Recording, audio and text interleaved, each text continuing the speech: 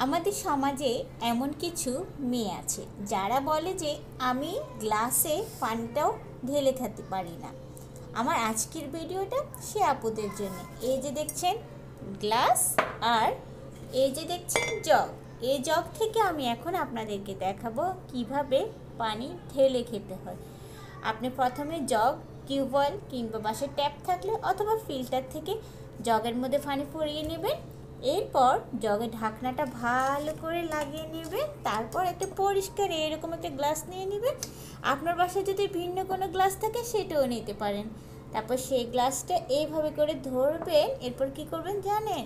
তারপর এই যে জগ থেকে এই যে পানি পড়তেছে, এই যে দেখছেন তো, এই যে আমার পানি ঢালা হয়ে গেছে। আপনি ঠিক যতটুকু পানি খাবেন ততটুকু পানি ঢেলে নেবেন। আমি এতটুকু খাবো তাই এতটুকু ঢেলে নিলাম। পানি ঢেলে নেবেন, তারপর পানি বসে খাবেন। বসে খেতে ইচ্ছে না করলে দাঁড়িয়ে খাবেন, সেটা আপনার ব্যাপার।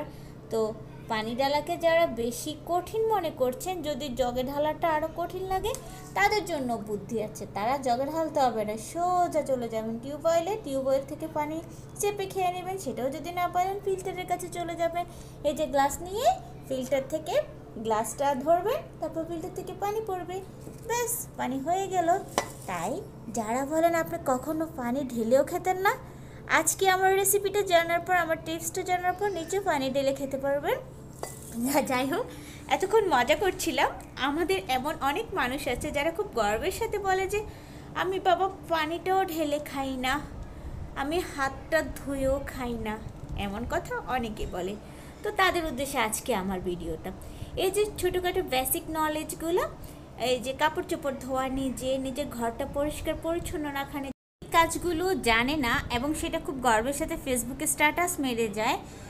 আপনি নিজের কাপড় নিজে ধোন, নিজে বাসায় প্লেট ধুয়ে ভাত খান, খুব নাক ছিটকায় কথা বলে, তাদেরকে আমি বলতে চাই এই যে বেসিক কাজগুলো না জানাটা গর্বের কিছু নয়, বরং যে নিজে কাপড় চোপড় ধোয় না, নিজের রুমটা গুছিয়ে রাখতে জানে না, ভাত খাওয়ার পরে প্লেট ধোয়াটাকে যে ম্যানার মনে করে না, তাদেরকে আমি জাস্ট পঙ্গু মনে করি। ইয়াস, আপনি যদি নিজের কাজ নিজেই করতে না পারেন, সেখানে আপনি কখনো নিজেকে স্টাবলিশড কিংবা নিজেকে অনেক পাওয়ারফুল মনে করবেন না। এটা খুবই লজ্জার ব্যাপার।